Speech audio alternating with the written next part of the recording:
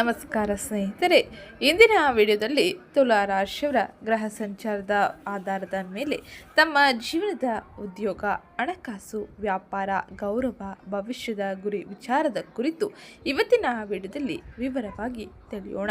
ಹಾಗೆ ಗ್ರಹ ಸಂಚಾರದ ಪ್ರಭಾವವು ನಿಮ್ಮ ಜೀವನದಲ್ಲಿ ಏನೆಲ್ಲ ಬದಲಾವಣೆಯನ್ನು ತರಲಿದೆ ಎಂಬುದನ್ನು ಈಗ ನೋಡೋಣ ಬನ್ನಿ. ಒಂದು ಕಡೆ ಗುರು ಗ್ರಹದ ಪ್ರಭಾವ ನಿಮ್ಮ ವೃತ್ತಿ ಜೀವನದ ಮೇಲೆ ಬಲವಾದ ಪರಿಣಾಮವನ್ನು ಬೀರುವ ಸಾಧ್ಯತೆ ಇರಲಿದೆ. ಇನ್ನೊಂದು ಕಡೆ ಶನಿ ನಿಮ್ಮ ಸ್ಪರ್ಧೆ ಮತ್ತು ದಿನನಿತ್ಯದ ಸಮಸ್ಯೆಗಳನ್ನು ಎದುರಿಸುವ ಶಕ್ತಿಯನ್ನು ಹೆಚ್ಚಿಸುವಂತಹ ಸ್ಥಾನವನ್ನು ನಿಮಗೆ ನೀಡಲಿದ್ದಾನೆ. ಹಾಗೆ ರಾಹು ಕೇತುವಿನ ಪ್ರಭಾವದಿಂದಾಗಿ ಪ್ರೀತಿ, ಮಕ್ಕಳ ವಿಚಾರ, ಸ್ನೇಹಿತರು, ಲಾಭದ ನಿರೀಕ್ಷೆಗಳಲ್ಲಿ ಕೆಲವು ಗೊಂದಲಗಳು ಬರಬಹುದು. ಹಾಗಾದರೆ ತುಲಾರಾಶಿಯವರಿಗೆ ಆಗಸ್ಟ್ ತಿಂಗಳ ದ್ವಿತೀಯಾರ್ಧದಲ್ಲಿ ಉದ್ಯೋಗದಲ್ಲಿ ಬಡ್ತಿ ಸಿಗುತ್ತದೆ, ಹಣಕಾಸಿನ ಅರಿವು ಹೆಚ್ಚಾಗುತ್ತದೆ, ವ್ಯಾಪಾರದಲ್ಲಿ ಹೊಸ ಅವಕಾಶಗಳು ಇರಲಿದೆ, ಜೊತೆಗೆ ಪ್ರೀತಿ, ದಾಂಪತ್ಯ ಜೀವನ ಹೇಗಿರಲಿದೆ ಮತ್ತು ಈ ತಿಂಗಳ ದ್ವಿತೀಯಾರ್ಧದಲ್ಲಿ ಯಾವ ವಿಷಯದಲ್ಲಿ ಮಾತ್ರ ನೀವು ಆತುರದ ನಿರ್ಧಾರಗಳನ್ನು ತೆಗೆದುಕೊಳ್ಳಬಾರದು, ಇವೆಲ್ಲವನ್ನು ಈ ವಿಡಿಯೋದಲ್ಲಿ ಒಂದೊಂದಾಗಿ ನೋಡೋಣ. ಅದಕ್ಕೋಸ್ಕರ ಇಲ್ಲಿಂದ ಕೊನೆವರೆಗೂ ವಿಡಿಯೋನ ಸ್ಕಿಪ್ ಮಾಡಲೇ ನೋಡಿ. ಹಾಗೆ ವಿಡಿಯೋಗೊಂದು ಲೈಕ್ ಮಾಡಿ ಚಾನಲ್ಗೆ ಸಬ್ಸ್ಕ್ರೈಬ್ ಮಾಡ್ಕೊಳ್ಳೋದನ್ನ ಮರಿಬೇಡಿ. ಮೊದಲಿಗೆ ಆಗಸ್ಟ್ ತಿಂಗಳ ದ್ವಿತೀಯಾರ್ಧದ ಪ್ರಮುಖ ಗ್ರಹ ಸಂಚಾರದ ಬಗ್ಗೆ ಅರ್ಥ ಮಾಡಿಕೊಳ್ಳೋಣ. ತುಲಾರಾಶಿಯ ಅಧಿಪತಿ ಶುಕ್ರನಾಗಿದ್ದಾನೆ. ಆಗಸ್ಟ್ ತಿಂಗಳ ದ್ವಿತೀಯಾರ್ಧದಲ್ಲಿ ಶುಕ್ರನು 12ನೇ ಭಾವದಲ್ಲಿ ತನ್ನ ಪ್ರಭಾವವನ್ನು ಬೀರುವುದರಿಂದಾಗಿ ತುಲಾರಾಶಿಯವರ ಖರ್ಚು, ವಿಶ್ರಾಂತಿ, ವೈಯಕ್ತಿಕ ಆರೈಕೆ ಮತ್ತು ದೂರದ ಸಂಪರ್ಕಗಳ ವಿಚಾರದಲ್ಲಿ ಗಮನ ಸೆಳೆಯಬಹುದು ಎಂದು ಜ್ಯೋತಿಷ್ಯ ವ್ಯಾಖ್ಯಾನಗಳನ್ನು ಸೂಚಿಸುತ್ತದೆ. ಹಾಗೆ ಅದೇ ಸಮಯದಲ್ಲಿ ಗುರು 10ನೇ ಭಾವದಲ್ಲಿ ಇರುವುದರಿಂದಾಗಿ ಉದ್ಯೋಗ ಮತ್ತು ವೃತ್ತಿ ಜೀವನಕ್ಕೆ ವಿಶೇಷ ಗಮನ ಸಿಗಬಹುದು. ಶನಿ 6ನೇ ಭಾವದಲ್ಲಿ ಇರುವುದರಿಂದಾಗಿ ಸ್ಪರ್ಧೆಗಳು, ಸಾಲ, ಕೆಲಸದ ಒತ್ತಡ ಅಥವಾ ದೈನಂದಿನ ಸಮಸ್ಯೆಗಳನ್ನು ಕ್ರಮಬದ್ಧವಾಗಿ ಎದುರಿಸುವ ಸಾಮರ್ಥ್ಯ ಹೆಚ್ಚಾಗಬಹುದು. ರಾಹು 5ನೇ ಭಾವದಲ್ಲಿ ಇರುವುದರಿಂದಾಗಿ ಪ್ರೀತಿ, ಸೃಜನಶೀಲತೆ, ಊಹಾತ್ಮಕ ಹೂಡಿಕೆಗಳ ವಿಷಯದಲ್ಲಿ ಎಚ್ಚರಿಕೆ ಅಗತ್ಯವಾಗಿರಲಿದೆ.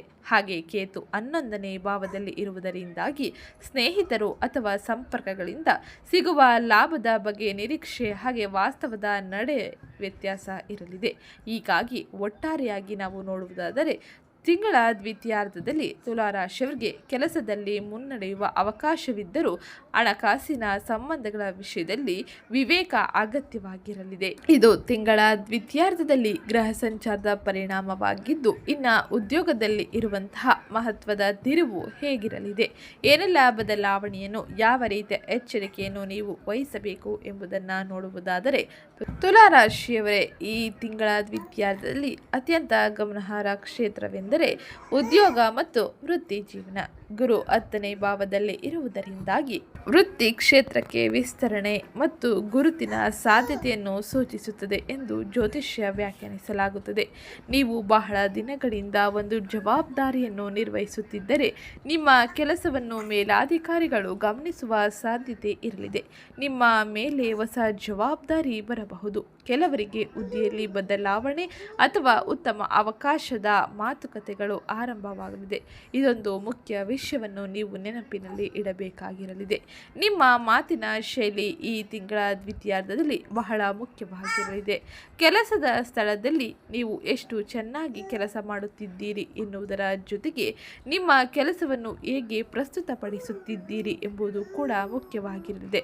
ಆದ್ದರಿಂದ ನಿಮ್ಮ ಸಾಧನೆಗಳನ್ನು ಸರಿಯಾದ ರೀತಿಯಲ್ಲಿ ತಿಳಿಸಲು ಹಿಂಜರಿಯಬೇಡಿ. ಉದ್ಯೋಗ ಬದಲಾವಣೆಯನ್ನು ಯೋಚಿಸುವವರು ಹೊಸ ಅವಕಾಶಗಳನ್ನು ಪರಿಶೀಲಿಸಬಹುದು.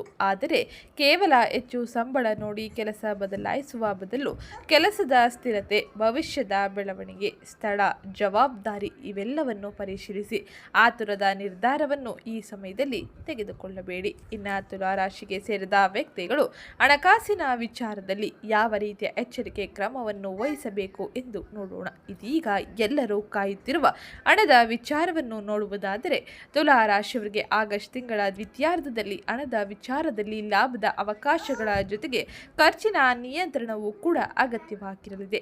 ಸೂರ್ಯದೇವನು ಆಗಸ್ಟ್ ತಿಂಗಳ ದ್ವಿತೀಯಾರ್ಧದಲ್ಲಿ 11ನೇ ಭಾವಕ್ಕೆ ಪ್ರವೇಶಿಸಿರುವುದರಿಂದಾಗಿ ಆದಾಯ, ಗುರಿಗಳು ಹಾಗೆ ಸಂಪರ್ಕಗಳ ಮೂಲಕ ಲಾಭದ ಅವಕಾಶಗಳಿಗೆ ಹೆಚ್ಚಿನ ಗಮನ ಸಿಗಬಹುದು ಎಂದು ಇಲ್ಲಿ ಗೋಚಾರವು ವಿಶ್ಲೇಷಿಸುತ್ತದೆ. ಹಾಗೆ ಈ ಸಮಯದಲ್ಲಿ ಹಳೆಯ ಸಂಪರ್ಕದಿಂದ ಕೆಲಸ ಸಿಗಬಹುದು. ಹೊಸ ವ್ಯಕ್ತಿಯ ಪರಿಚಯದಿಂದಾಗಿ ಹಣಕಾಸಿನ ಅವಕಾಶ ಬರಬಹುದು. ನೀವು ಬಹಳ ದಿನಗಳಿಂದ ಕಾಯುತ್ತಿದ್ದ ಹಣದ ವಿಚಾರ ಮುಂದುವರಿಯುತ್ತದೆ. ಆದ್ದರಿಂದ ಇಲ್ಲಿ ಒಂದು ಮುಖ್ಯವಾದ ಎಚ್ಚರಿಕೆಯನ್ನು ನೀವು ವಹಿಸಬೇಕಾಗಿರಲಿದೆ. ಹಣ ಬರುತ್ತದೆ ಎಂದು ಈ ಸಮಯದಲ್ಲಿ ಹೆಚ್ಚಿನ ಖರ್ಚು ಮಾಡಬೇಡಿ. ಶುಕ್ರನು 12ನೇ ಭಾವದಲ್ಲಿ ಸ್ಥಿರವಾಗಿ ಇರುವುದರಿಂದಾಗಿ ಗುಪ್ತ ಖರ್ಚುಗಳಿಗೆ ಸಂಪರ್ಕಿಸಿದೆ ಎಂದು ತಿಳಿಸಲಾಗಿದೆ. ಹೀಗಾಗಿ ಈ ತಿಂಗಳ ದ್ವಿತೀಯಾರ್ಧದಲ್ಲಿ ಒಂದು ಸರಳ ನಿಯಮವನ್ನು ಇಟ್ಟುಕೊಳ್ಳಿ. ಆದಾಯ ಬಂದ ಕೂಡಲೇ ಎಲ್ಲವನ್ನು ಖರ್ಚು ಮಾಡಬೇಡಿ. ಮೊದಲು ಉಳಿತಾಯ, ನಂತರ ಅಗತ್ಯ ಖರ್ಚು, ಅದರ ನಂತರದಲ್ಲಿ ಐಷಾರಾಮಿ ಖರ್ಚುಗಳಿಗೆ ಹಣವನ್ನು ಮೀಸಲಾಗಿಡಿ. ಇನ್ನು ವ್ಯಾಪಾರಿಗಳಿಗೆ ಈ ಸಮಯ ಹೇಗಿರಲಿದೆ ಎಂದು ನೋಡೋಣ. ವ್ಯಾಪಾರ ಮಾಡುವ ತುಲಾರಾಶಿಯವರಿಗೆ ಆಗಸ್ಟ್ ತಿಂಗಳ ದ್ವಿತೀಯಾರ್ಧದಲ್ಲಿ ಹೊಸ ಸಂಪರ್ಕಗಳು ಮತ್ತು ವೃತ್ತಿಪರ ಗುರುತಿನ ಮೂಲಕ ಅವಕಾಶಗಳು ಸಿಗಲಿದೆ. ವಿಶೇಷವಾಗಿ ನಿಮ್ಮ ವ್ಯಾಪಾರವನ್ನು ವಿಸ್ತರಿಸುವ ಯೋಜನೆ ಇದ್ದರೆ ಹೊಸ ಗ್ರಾಹಕರು ಅಥವಾ ಹೊಸ ಮಾರುಕಟ್ಟೆಯ ಬಗ್ಗೆ ಯೋಚನೆಗಳು ಮೂಡಲಿದೆ. ಆದರೆ ಪಾಲುದಾರಿಕೆ ವಿಚಾರದಲ್ಲಿ ಸ್ಪಷ್ಟತೆ ಇರಲಿ. ಮಾತಿನ ಮೇಲೆ ಮಾತ್ರ ದೊಡ್ಡ ವ್ಯವಹಾರವನ್ನು ಮಾಡಬೇಡಿ. ಪ್ರಮುಖ ಒಪ್ಪಂದಗಳನ್ನು ಬರವಣಿಗೆಯಲ್ಲಿ ಇಟ್ಟುಕೊಳ್ಳಿ. ಹಾಗೆ ಹಣದ ಲೆಕ್ಕಾಚಾರವನ್ನು ಸ್ಪಷ್ಟವಾಗಿಡಿ. ಯಾರು ತಕ್ಷಣ ಹಣ ಹಾಕಿ ದೊಡ್ಡ ಲಾಭ ಬರುತ್ತದೆ ಎಂದರೆ ಒಮ್ಮೆಲೆ ನೀವು ಇದನ್ನು ಮುಂದುವರೆಸಬೇಡಿ. ಒಮ್ಮೆ ನಿಲ್ಲಿ, ನಂತರ ಪರಿಶೀಲಿಸಿ. ಅಗತ್ಯವಿದ್ದರೆ ಹಣಕಾಸು ತಜ್ಞರ ಸಲಹೆ ಪಡೆಯಿರಿ. ಇನ್ನು ಮುಂದಿನದ್ದಾಗಿ ಪ್ರೀತಿ ಮತ್ತು ದಾಂಪತ್ಯ ಜೀವನದಲ್ಲಿ ಏನೆಲ್ಲ ಬದಲಾವಣೆಗಳು ಇರಲಿದೆ ಎಂದು ನೋಡೋಣ. ಇದೀಗ ಪ್ರೀತಿಯ ವಿಷಯದಲ್ಲಿ ನೋಡುವುದಾದರೆ ತುಲಾರಾಶಿಯವರು ಸಂಬಂಧದಲ್ಲಿ ಸಮತೋಲನ ಮತ್ತು ಶಾಂತಿಯನ್ನು ಇಷ್ಟಪಡುವವರು ಎಂದು ಜ್ಯೋತಿಷ್ಯದಲ್ಲಿ ಸಾಮಾನ್ಯವಾಗಿ ಹೇಳಲಾಗುತ್ತದೆ. ಆದರೆ ರಾಹು 5ನೇ ಭಾವದ ಪ್ರಭಾವದಿಂದಾಗಿ ಪ್ರೀತಿ ಸಂಬಂಧಗಳಲ್ಲಿ ಕೆಲವೊಮ್ಮೆ ಅತಿಯಾದ ನಿರೀಕ್ಷೆ ಅಥವಾ ಗೊಂದಲ ಉಂಟಾಗಬಹುದು. ಒಬ್ಬ ವ್ಯಕ್ತಿಯ ಮಾತನ್ನು ಮತ್ತೊಂದು ರೀತಿಯಲ್ಲಿ ಅರ್ಥ ಮಾಡಿಕೊಳ್ಳುವ ಸಾಧ್ಯತೆ ಇರಲಿದೆ. ಅದಕ್ಕಾಗಿ ಕೇಳದೆ ಊಹಿಸಬೇಡಿ. ಸಂಗಾತಿಯೊಂದಿಗೆ ನೇರವಾಗಿ ಮಾತನಾಡಿ. ಮದುವೆಯಾದವರಿಗೆ ಕುಟುಂಬದ ಜವಾಬ್ದಾರಿಗಳು ಹೆಚ್ಚಾಗಲಿದೆ. ಹಾಗೆ ಮದುವೆಯಾಗದಿದ್ದವರಿಗೆ ಈ ಸಮಯದಲ್ಲಿ ಹೊಸ ಪರಿಚಯ ಹಾಗೆ ಸಂಬಂಧದ ಮಾತುಕತೆಗಳು ಬರಲಿದೆ. ಆದರೆ ಎಲ್ಲವನ್ನೂ ಸರಿಯಾದ ರೀತಿಯಲ್ಲಿ ಪರಿಶೀಲಿಸಿ ಮುಂದುವರಿಯುವುದು ಉತ್ತಮವಾಗಿರಲಿದೆ. ಅಂದರೆ ನೀವು ಎಲ್ಲವನ್ನು ಸರಿಯಾಗಿ ಅರ್ಥ ಮಾಡಿಕೊಳ್ಳಿ, ತಿಳಿದುಕೊಳ್ಳಿ, ನಂತರ ಮಾತನಾಡಿ. ಹಾಗೆ ಮೊದಲ ಭೇಟಿಯಲ್ಲಿ ಭವಿಷ್ಯದ ನಿರ್ಧಾರ ತೆಗೆದುಕೊಳ್ಳಬೇಡಿ. ವ್ಯಕ್ತಿಯ ಸ್ವಭಾವ ಸಮಯ ತೆಗೆದುಕೊಂಡು ಅರ್ಥ ಮಾಡಿಕೊಂಡು ಮುಂದುವರಿಯುವುದು ಉತ್ತಮವಾಗಿರಲಿದೆ. ಇನ್ನು ಮಕ್ಕಳ ವಿಚಾರದಲ್ಲಿ ತುಲಾರಾಶಿ ಅವರ ಶಿಕ್ಷಣ ಭವಿಷ್ಯದ ಬಗ್ಗೆ ಹೆಚ್ಚಿನ ಗಮನ ಕೊಡಬೇಕಾಗಿರಲಿದೆ. ಮಕ್ಕಳೊಂದಿಗೆ ಮಾತನಾಡುವಾಗ ಕೇವಲ ಆದೇಶ ನೀಡುವುದಕ್ಕಿಂತ ಅವರ ಅಭಿಪ್ರಾಯವನ್ನು ಕೇಳುವುದು ಉತ್ತಮವಾಗಿರಲಿದೆ. ರಾಹುವಿನ ಪ್ರಭಾವದಿಂದ ಜ್ಯೋತಿಷ್ಯದಲ್ಲಿ 5ನೇ ಭಾವ ಸಕ್ರಿಯವಾಗಿರಲಿದೆ. ಸೃಜನಶೀಲತೆ, ಮಕ್ಕಳು ಊಹಾತ್ಮಕ ಚಟುವಟಿಕೆಗಳೊಂದಿಗೆ ಈ ಸಮಯ ಸಂಪರ್ಕವನ್ನು ಹೊಂದಿರಲಿದೆ. ಹೀಗಾಗಿ ಮಕ್ಕಳ ವಿಷಯದಲ್ಲಿ ಅತಿಯಾದ ಒತ್ತಡ ಹಾಕುವುದಕ್ಕಿಂತ ಮಾರ್ಗದರ್ಶನ ನೀಡುವುದು ಉತ್ತಮವಾಗಿರಲಿದೆ. ಇನ್ನು ಆರೋಗ್ಯಕ್ಕೆ ಸಂಬಂಧಿಸಿದಂತೆ ಏನೆಲ್ಲ ಬದಲಾವಣೆ ಇರಲಿದೆ ಎಂದು ನೋಡೋಣ. ಆರೋಗ್ಯಕ್ಕೆ ಸಂಬಂಧಿಸಿದಂತೆ ಈ ಸಮಯದಲ್ಲಿ ಆರೋಗ್ಯಕ್ಕೆ ಹೆಚ್ಚಿನ ಜವಾಬ್ದಾರಿಯನ್ನು ನೀಡಬೇಕಾಗಿರಲಿದೆ. ಮಾನಸಿಕ ಒತ್ತಡವನ್ನು ಬರದಂತೆ ನೋಡಿಕೊಳ್ಳಬೇಕಾಗಿರಲಿದೆ. ಹಾಗೆ ನಿದ್ರೆ, ವಿಶ್ರಾಂತಿಗೆ ಸಮಯ ಕೊಡಿ. ಹೆಚ್ಚು ಕೆಲಸ ಇದೆ ಎಂದು ಊಟದ ಸಮಯವನ್ನು ನಿರ್ಲಕ್ಷಿಸಬೇಡಿ. ಯಾವುದೇ ಆರೋಗ್ಯ ಸಮಸ್ಯೆ ಇದ್ದರೆ ವೈದ್ಯರನ್ನು ಸಂಪರ್ಕಿಸುವುದು ಉತ್ತಮವಾಗಿರಲಿದೆ. ಜ್ಯೋತಿಷ್ಯವು ವೈದ್ಯಕೀಯ ಚಿಕಿತ್ಸೆಗೆ ಪರ್ಯಾಯವಲ್ಲ. ಇದೊಂದು ವಿಷಯ. ಎಲ್ಲರನ್ನೂ ಸಂತೋಷಪಡಿಸಬೇಕು ಎಂದು ಪ್ರಯತ್ನವನ್ನು ಪಡುವುದನ್ನು ಕಡಿಮೆ ಮಾಡಿ. ತುಲಾರಾಶಿಯವರು ಕೆಲವೊಮ್ಮೆ ಎಲ್ಲರ ಅಭಿಪ್ರಾಯವನ್ನು ಸಮತೋಲನಗೊಳಿಸಲು ಪ್ರಯತ್ನಿಸುತ್ತಾರೆ. ಆದರೆ ನಿಮ್ಮ ಜೀವನದ ಪ್ರಮುಖ ನಿರ್ಧಾರಗಳಲ್ಲಿ ನಿಮ್ಮ ಅಗತ್ಯವನ್ನು ನೀವು ಗಮನಿಸುವುದಿಲ್ಲ. ಹಾಗಾಗಿ ಎಲ್ಲರ ಕಡೆ ಗಮನ ನೀಡಿ. ನೀವು ನಿಮ್ಮ ಸಮಯವನ್ನು ತೆಗೆದುಕೊಂಡು ಮುಂದುವರಿಯುವುದು ಉತ್ತಮವಾಗಿರಲಿದೆ. ಆಗಸ್ಟ್ ತಿಂಗಳ ದ್ವಿತೀಯಾರ್ಧದಲ್ಲಿ ಸೂರ್ಯನು 11ನೇ ಭಾವಕ್ಕೆ ಬರುವುದರಿಂದಾಗಿ ಈ ಸಮಯದಲ್ಲಿ ನೀವು ನಿಮ್ಮ ಗುರಿ, ಸಂಪರ್ಕಗಳು, ಭವಿಷ್ಯದ ಯೋಜನೆಗಳ ಕಡೆಗೆ ಹೆಚ್ಚಿನ ಗಮನವನ್ನು ನೀಡಲಿದ್ದೀರಿ. ಹಾಗೆ ನಿಮ್ಮ ಒಂದು ಗುರಿಗಾಗಿ ಬಹಳ ದಿನಗಳಿಂದ ಪ್ರಯತ್ನಿಸುತ್ತಿದ್ದೀರಿ. ಅದನ್ನು ಗಂಭೀರವಾಗಿ ಕೈಗೆತ್ತಿಕೊಳ್ಳುವ ಸಮಯ ಇದಾಗಿದ್ದು ನಿಮಗೆ ಸಹಾಯ ಮಾಡುವ ಹೊಸ ವ್ಯಕ್ತಿಯ ಪರಿಚಯವಾಗಲಿದೆ. ಕೆಲಸದ ಕ್ಷೇತ್ರದಲ್ಲಿ ನಿಮ್ಮ ಹೆಸರು ಕೇಳಿಬರಲಿದೆ. ಆಗಸ್ಟ್ 22ರಿಂದ ಬುಧ 11ನೇ ಭಾವಕ್ಕೆ ಪ್ರವೇಶಿಸುವುದರಿಂದಾಗಿ ಸಂವಹನ ಸಂಪರ್ಕಗಳ ಮೂಲಕ ಲಾಭದ ಸಾಧ್ಯತೆ ಅಧಿಕವಾಗಿರಲಿದೆ. ಹಾಗೆ ಈ ಸಮಯದಲ್ಲಿ ನಿಮ್ಮ ಕ್ಷೇತ್ರದಲ್ಲಿ ನೀವು ಹೆಚ್ಚಿನ ಗಮನ ಸೆಳೆಯಲಿದ್ದೀರಿ.